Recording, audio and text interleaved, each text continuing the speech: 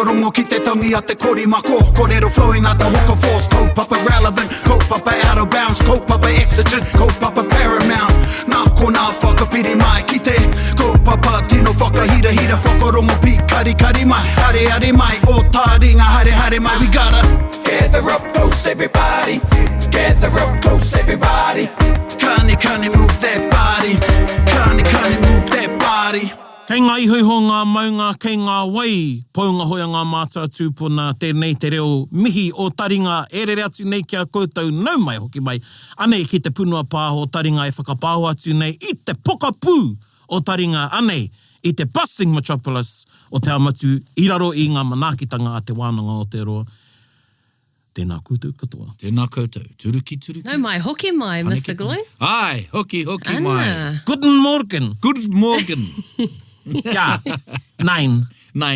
Ai, I haere koe ki hea? I haere māua ko ngā huia ki Tiamana. Kia ora. Yes, and e te iwi, e pāngia tonu ti anau, I'm still being affected. E pāngia tonu ti anau e te materererangi. Materererangi, kia ora. Ai. Materererangi. Jet lag. Ka ha te rāhanga. Ai, ka oho koe I te pō. I nā wiri haora. Ah. So I tēnei wā, I'm onto it. Like ka e. Hoi anō hei te ahi nei. E mai ko aiskino kia pono. I tēnei wā kei te onto it ahau. Ai. Engari, ka ahi ana, ka tuki te panbara ki te raima. I'm going to hit the concrete. But I'm better today. So I hoki mai māua, tino hoki mai māua I te hanarei, ara te rātapu ka mahu e nei.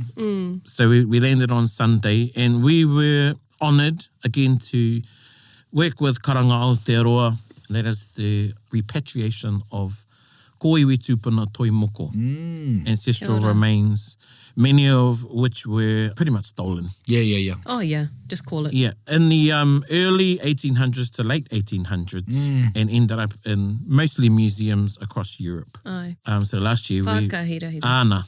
I te So rātau I Aotearoa Māua, and this time we were in Germany. Ka pai. And you can go back and hear a snippet of that haerenga tū ihia. Ana. Aotearoa. Aotearoa. And e te whānau, I've lined up. Yes! E rua anō nā kai kōrero ka haere mai a tōna wā. So he wahanga tuarua. Ana. And Part two. He nui noatu o rāwa mōheotanga I oku, engari ka waiho tērā mō te rāwa. Ka pai. But thank you, Kahurangi, tēnā koe e rongo anau I te mahana ko hoki mai. Ko te makari, because it was hot and it's like summer now, getting into summer in Germany, it's like 23. Were the hills alive with the sound of music? Wrong country. Kia ki te taka kuare. Kia ki te Wrong nei. country, he tai. Ki te ana taka kuare. Engari, I tāmea tērā whenua Yes, tika. Oh, nice to know you're a fan of the Von Trapp fan. Ai. Engari, koira. Kia So ora. tēnā tātou e wama. Ai.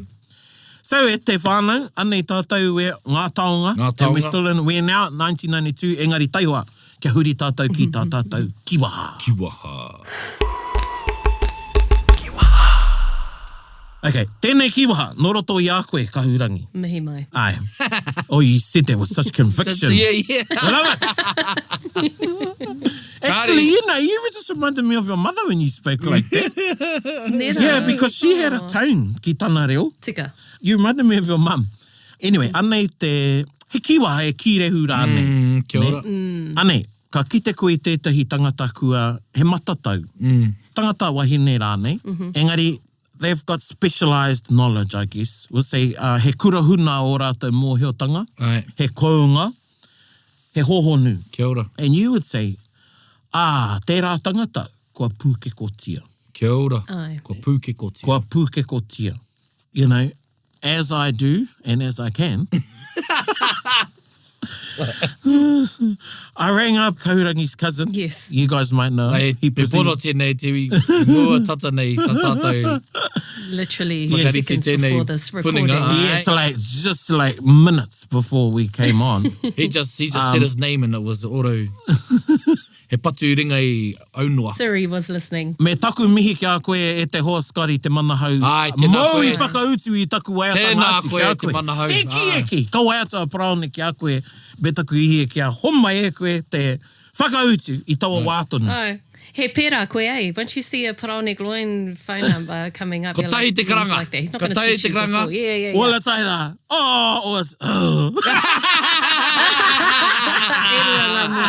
Koutou, e mōhia nei. When you see my name, when I ring you, you either, or, But he went, Ai, it's my bro. I tūa te karere, I tana wai atua ki ai. And, e mihi tonu ana I te mea, I hara mai a te manahau was our 100th birthday episode I Tāmaki Makaurau. He didn't even know what Taringa was. He didn't even know. I tērā wā. I'm not surprised. He pērā, he's not on social That's media. right. He's, Yep. well, one of the most out there people in terms of the mahi that he does. Yeah. He's very private as well. E tika tau. Me pēra ka tika I E taua tika ao. tau. Yeah. And you know, Scotty is one of the success stories of Kia ora. tētai kua whai te reo, kāre o na reo. Kāre ora na But reo. that's for another conversation. Yeah. I actually met te manahau when he was a kaihaka for Ngāpu Manawa. Oh, kia ora. Sort of aligns with this, 94? but 94 is the next one. Yep. Alright. And I learned this in, I think it was his master's thesis. And ko tana tuhingaroa nā kirehua te aroa. And he was going, oh, bro, te reo. I was, you know, I reira e tai hapa. And I was like, yeah, I hapa hoki tōku reo when I was 12. Yeah. I mean, rori tēnei. Kia rori, It's the 20 coffees I had this morning. It's the jet lag. Yeah, blame it on the jet lag. Anyway, I whakamara mai because I konei, koutou whakarongo ana, I konei mātou, I was like, why the pukeko? Why the pūkeko? Kia ora. Yeah, and I paku wānanga māua ko te manahau. And I invite you all to go back and listen to our tāwhaki Kia ora. episodes. And I'm sure the pūkeko features in that one. I definitely know the kāhu does. Ai, no, we talk about Yeah. the pūkeko, Yep. and there's a tīwhiri in there, tērā atu mata o te tīwhiri. Ana, tīwhiri, tūwhiri rānei. Tūwhiri, kia ora. And even, you know, actually, let's have a little wānanga te kupu, te tīwhiri. Te tīwhiri, kia ora. So Wānanga now hea. we use that word I nāne ko tā tātou whakamai tērā kupu. Mo te kuru. He Ai, kuru. ai. He kuru. And e mihi anau ki tō tātou pāpā kia wharehui a nāna I mōhio ai au ki tērā kupu. Kia ora. Te tīwhiri, Tēnā koe. te tūwhiri.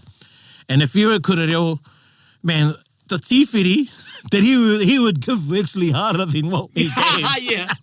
You dig deep, and then you chuck you in another warren. Yeah. Ka ngaro anō pai te rua o te... Tika. Love you, Papa. Love you. I know you're shining down on us. Ai.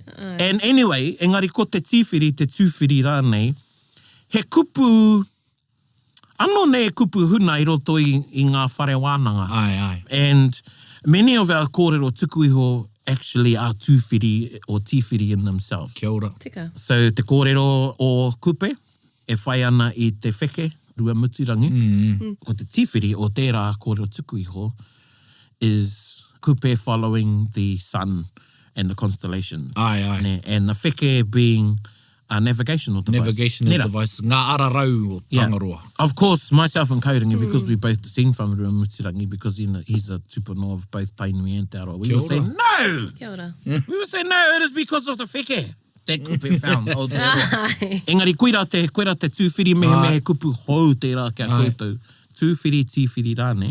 Anyway, Anyway. ko te... Hoki mai. Hoki mai ki te pūkeko. I love looking at pūkeko. Same. Hey, ka haere kāhui. Like observing them. Yeah, Aye. observing, you know, just kairi, te repo, you know. In their Ka natural whakawhiti te habitat. rori. You know, and I think for every pūkeko I've seen, ka roha nā pūkeko. Aye. Ka tuki e nā waka. Aye. I have a Ka kākahu by wirangi. now. Aye. Yeah. If I picked every single one up. Anyway, the pūkeko was there. Go back, listen to the tāwhaki episode, which is... All you have to do actually to is search Taringa, then tāwhaki. Then There you ana, go. ka hua mai katoa I really nei ngā- loved your eyebrows when you did that. You were like, Deep in thought. yes. And I reira te pūkeko was there when Tāwhaki had been beaten by his brother-in-laws Brother-in-laws, aye. and left for dead, pretty much. Anyway, apparently the pūkeko picked up some esoteric knowledge. Kia ora. You know, esoteric knowledge from Tāwhaki. So when you use this kirehu kiwaha, when you're talking about somebody, they're not just knowledgeable, they actually have specialist Some knowledge. depth, eh? Yeah, some depth to their knowledge. Tangata tuatahi ka hau mai o ku whakaro, toko ake o ku whakaro ko hotiro. Yes. Yes, ko Hotiro- pūkeko tia. Ko pūkeko tia o hotiro. Yeah, Ki ngā kōrero whakatere waka. kia ora. So koira te kiwaha. Pai, pūkeko. Ko Kamatu, pūkeko koira tia. I whero ai o Nangutu. That's right. Nō reira, tērā. Teihua, Okay, some people might not have heard of the word kirehu before. right. Right. Ne? Yep. Like, ko rangona te kiwaha because it's in every Taringa episode. Kia ora, Engari anō te kirehu, tika. translated as idiom. Is that how you say it? It's quite, well, you know what? I think that a lot of kiwaha kirehu, they're same. Yeah. But there was a I don't time- know the distinction, to Yeah, be honest. taku pātai kia pāpā tīmoti, kia tā tīmoti. I said, Ai. what is the difference between the kiwaha and the kirehu? He says, Kia ora. ko te kiwaha ka mautonu. Ko te kirehu, I roto I te wā ka ngaro. Oh, yeah. So it will be used in one generation and perhaps not in another. Nō reira, ka ngaro ana tētahi kiwaha, ka kirehutia. Yes. Ah, Ne? Koera tana kōrero. ka pai. Yeah. But I think the kirehu, ngā kirehu a Te Aroa, how Te Manaha used it in his thesis was because this could also be seen as a kupu whakarite. Ai. Tika, Hey, tika. ko pūkeko tia. Ai. Ai. To my knowledge, ko Te Aroa nake te iwi, Ai. e whakamahi ana I tēnei kōrero. Ai. I've never heard anybody else use it. Yep. Ai. And I picked it up in his Tūrangawaewae and I heard it once. I think, I could be wrong, I think Korohamu used it. I heard an interview. Could have been him. Engari, koira. So that, Yep. koira te rereke, the kiwaha is something, and I always remember ki te nā koe, you don't have to put so much thought into the meaning of it. Whereas kirehu, kei te rehu te ki. Ai. It's a Ai. bit, Kia ora, koina how te te mea. rehu? It's a bit It's a bit vague or... vague. Vague. Oh, wow. It's not- I like that. E word. vague. It's vague. Hoi no, he tūwhiri ei. Ana. Anō ki roto Yeah. mena ka titiro ki tēnei tauira. Yeah. Yeah. But you know, e te o nā kiwaha he pērā. Ai. Hey, like I mean, you know, it's the kiwaha like, o hamuti. Well, there's no Hamuti. vagueness Yeah. there. Pēhea te haro re rangitahi. Yeah, koina hoki. Yeah. Ka pai. Thank you, Kaurangi. Ai, tēnā koe. Pai tēnei, you know, I just want to say the first and last time I've ever seen this kirehu, pūkekotia, was in a panekiretanga test. Yes. No te whakatūria ona, e tana iwi, something, ko pūkekotia ina. Engari, anō, kāre anō ia kia pūkekotia. Right. Something Right. like that, something Right. like, hoi no. Yeah. Beautiful. But we like to use birds, you know, pūkeko, hahataua a poho kereru ana, yeah, yeah. hei whakarangatira Yeah. I tetahi ahuatanga rānei.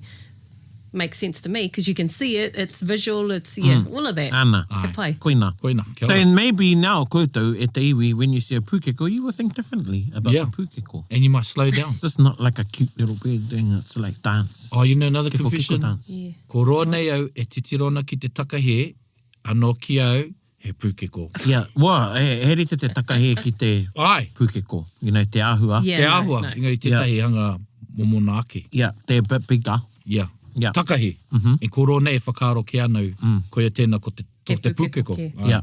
Hoi no. Karekau. Ka pai koe snow. Yeah. Yeah. But one thing I won't forget is the difference between irirangi te motu mihi ana kia koutou and te māngai paho. No reira, tēnā koutou. Great. Oh, nice. Well done. Kua pūkeko tia koe. Ko takahe, I roto ko i takahe. tēnei mai. Yeah. Ai, kia ora. Yeah.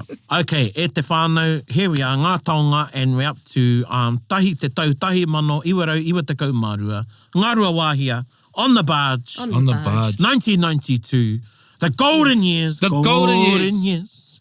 Oh. Yeah. Kei Yeah. a koutou te wā. Nā, wakawea kei koutou te wā. Kei a koutou te wā. And I always remember your dad's interview too. Oh, yes. Yeah. In his orange, Yeah. bright coloured rangibuwahi t-shirt, yeah. Because I think they thought there was going to be a top 6 that year, but there wasn't. Oh, kia ora. And he says that. And you know, can you imagine, because they had So, the prize giving... was it a prelim? Was it a round robin? One. No, it was one. Oh, yeah. Yeah. If he says that, then maybe a lot of groups thought that it was going to be a top 6. They were going to do that again. But they didn't. 1992, e te whānau, Ngārua Wāhia, ATMPAS, Aotearoa Māori Performing Arts Festival under the auspices of the society, ATMPAS. And some number ones came out of that year. Some number ones. But you know what? Right. I want us to start, because we're at the start. We're going to start with whakaeke. Kia ora. And I don't know how many times I've said it on Taringa, and I'll say it again. Koe nei te whakaeke o ngā whakaeke. Ai. Ka mutu, yeah. And I've actually talked enough about it, so we're going to listen to it. Ka Ka nei wai. te whakaeke a Ngāti Rangiwewehi. Whakarongo mai.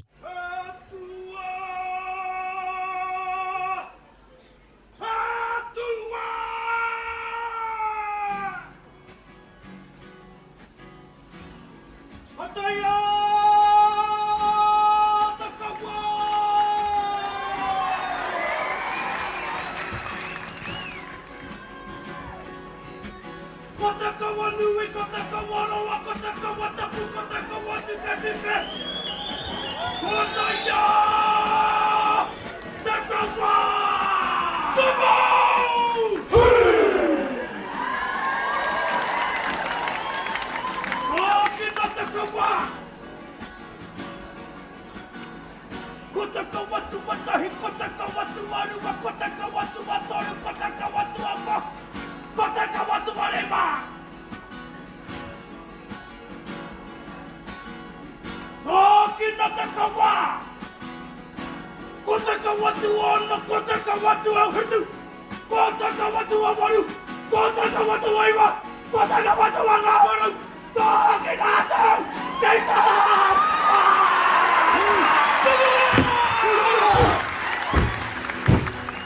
We're going to get another night.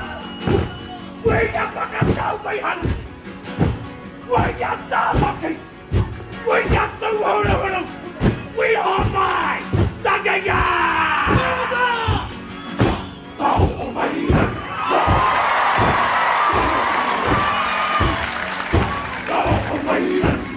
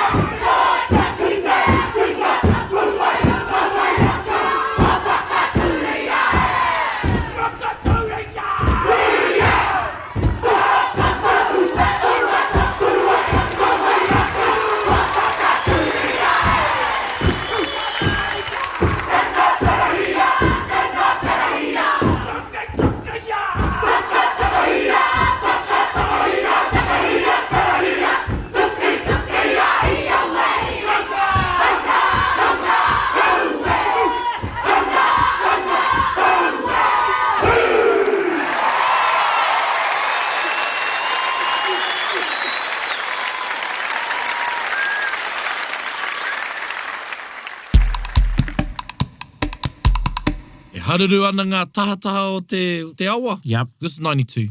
A lot of us, we've seen a bit of hakas now. But what was it about that whakaeke at that time of the epoch of kapahaka?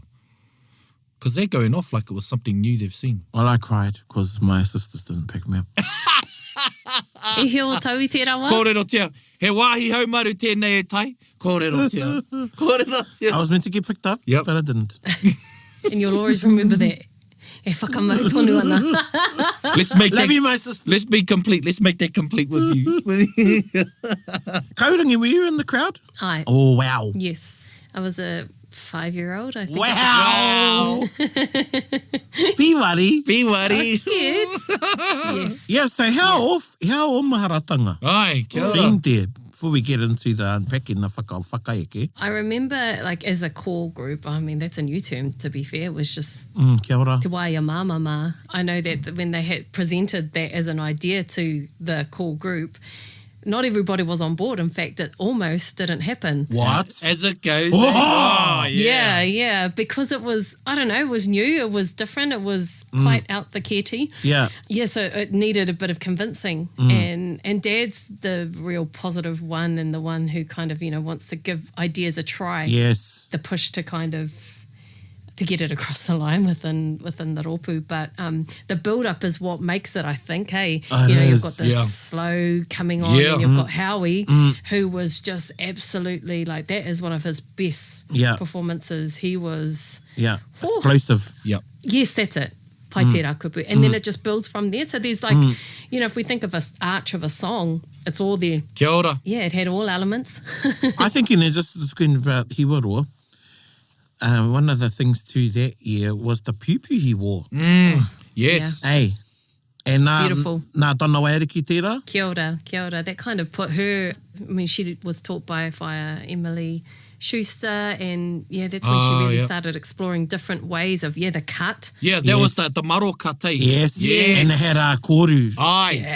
And then the tatua. Yes. No, it was beautiful. Then she did another one for him in 96. That's that was right. a bit different. 96, yep. Stunning. Her work is just beautiful. And she's still making piupiu today. Wow. That's right. She is one of the... No, she's classic. So that was another thing. Yes. That everybody was talking about was this piupiu. Yeah. Yes. The uniform, and I think paiake koe kia kōrero mo te kākahu I roto i ngā tau, because it is something a lot of the time sort of gets gleaned over. Yes. We don't spend enough time Especially if you on. don't know who's invested their time into it. Yeah. Oh, the work. Yeah. The work. And in particular for Rangiwewehi piupiu, weavers actually hate making our piupiu because there's so many cuts and it's a lot of mahi Kia ora. to make the Rangiwewehi piupiu with the diamond and Kia ora. whatnot. Whereas if you were just to get a korirangi or I think that's the name of the, a normal, not normal, but just the straight cuts down the piupiu, that's far more easier than doing the piupiu that we have. Yes. So a lot of weavers don't like taking on 40 Rangiwewehi piupiu. Wow. That was also the year that Hiwaroa, that Howie won leadership. Kia ora. Kia ora. Him and Mum both won that year. So that was a beautiful dynamic that happened for the kapa. Rangiwewehi, he came second that year, but 2 leadership trophies. That was a dynamic. There was so many things that happened that year, including that and wakahuia and whakahirahira e tahi o ngā huatanga I puta I tērā tau. And when Howie won, one thing that many people might not know, he did like a speech at the end and he said, I give this to you, Max Cryer, because that was the year that they chose the team to go on the World Expo to Spain. Right. Kia ora. And Mum and Dad were chosen. I also went along as a 5-year-old, and that's when I missed starting kura. Anyway, we lived in Spain for 3 years while Mum and Dad and Auntie Tangiwai and Uncle George and Dean Nathan and Wow, it was 3 years. 3 months, sorry, Aroha mai, 3 months.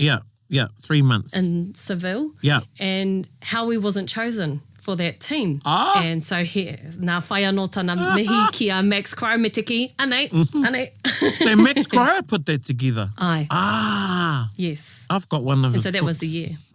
year. Yeah. Wow, what a Ane Max Cryer. That's so this is for you. That was his like. It's very interesting to me that tahi anō ka rongo I tērā kōrero. Now we talked about the whakeake when we had your father on. Yes. Aye. Ka retahi o te kapa I pai ki te whakeake. This would have been out the gate then. Yeah.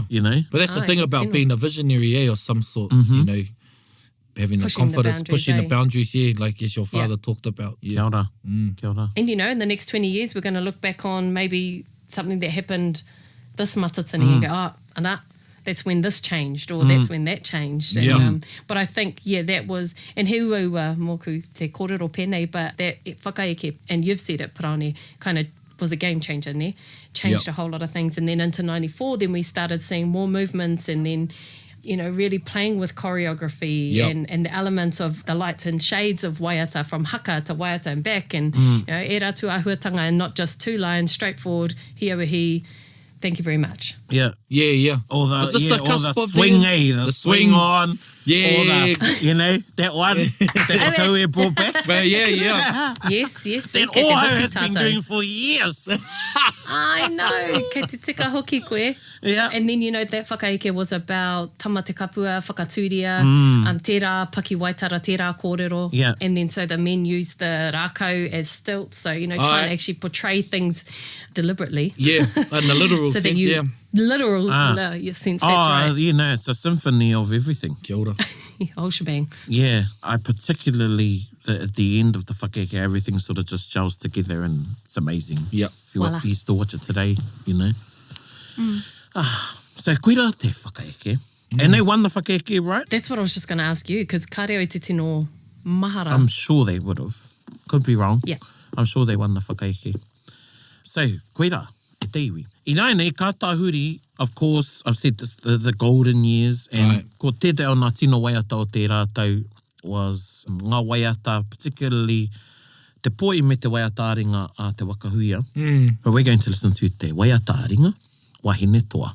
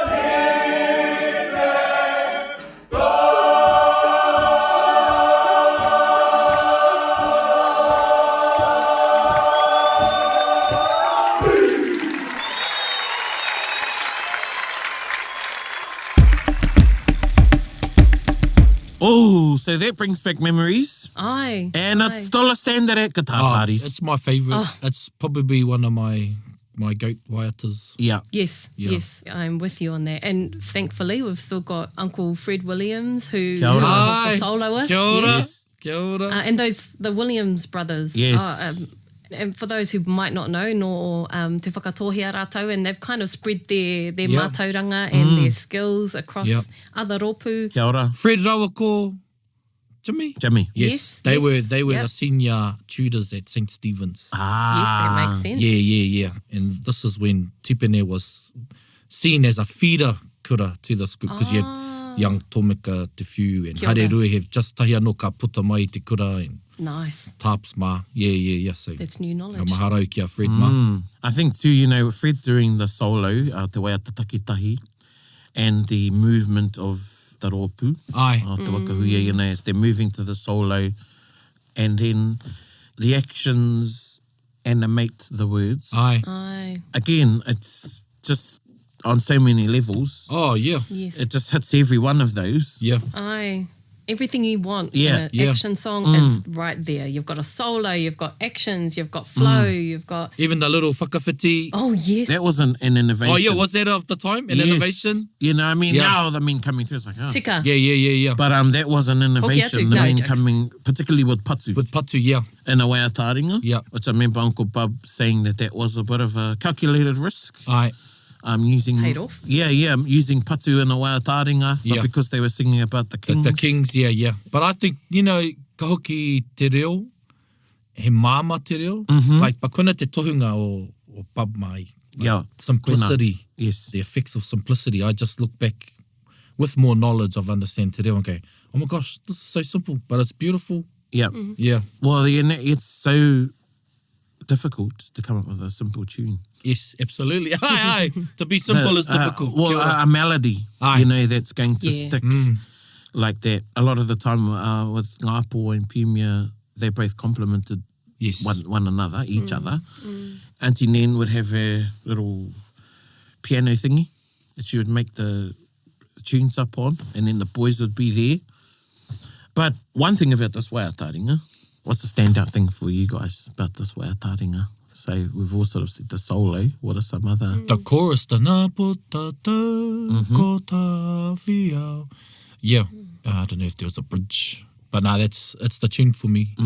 I think when I look back at that performance, ko te kawe, what comes to mind is I think of the woman and how they stand and how they actually portray the meaning of the words. And kei te kōrero mō te atairangi kāhu, and you just know that there's pride, and ka ki te tonu I tera, and actually one of my favourite moments is right at the end when they do their own little Yeah. down the line. That's the part. Yeah. I wasn't too sure if it was that song, but yeah.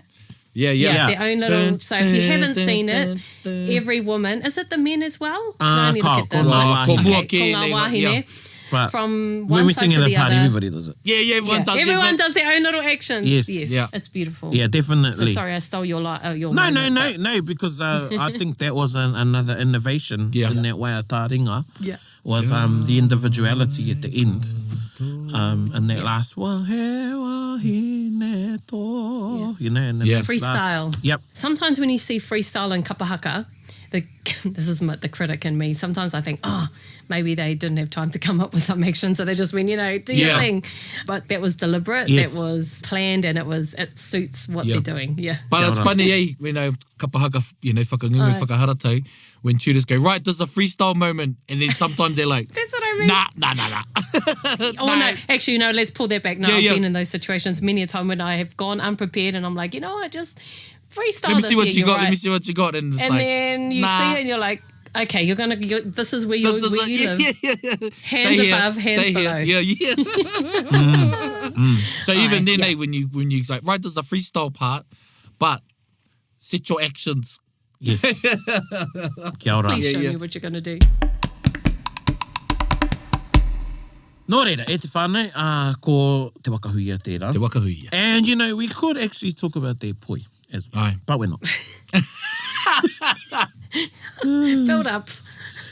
Because I believe there were a few things that caused ripples that year, 1992. Kōrero tia. And one of the groups who have caused ripples when they were in their prime Aye. was Te Kotahitanga. Oh, kia ora. And they were formerly known as Te Kotahitanga o Waitaha. And they've Aye. also got a Aye. history with Te Aroa because Hori Brennan Yes. was the past Oh, toko yes. of Yeah. Te kotahitanga. And When they won. former tutor of Rangiwewehi. Former When did they tutor win? Of Rangiwewehi. They won in 1977 Aye. or 79. Yeah. Yeah. Are they still going? No. Oh, They're going as a Whānau. whānau, Community. but they Yeah. haven't, not competitively. ka. Aye, ka pai. And, you know, Tihi Puanaki, Tihi she had some Puanaki, really catchy tunes. Yes. And they were actually quite political, yes. the compositions. This year, they did a poi about the traffic cop. Yeah. Now, a lot of you won't remember, because you Remember the probably traffic weren't cop? born. I remember it was the hardest thing to say when I was a kid. What? Traffic officer. Traffic officer. But it was just traffic officer, like Yeah. snuffleupagus. Yeah. Cute. They were black and white. Aye. Well, And- more white than anything. One of them we're going to showcase, it's the Wea Taringa. We're no whakarongo mai.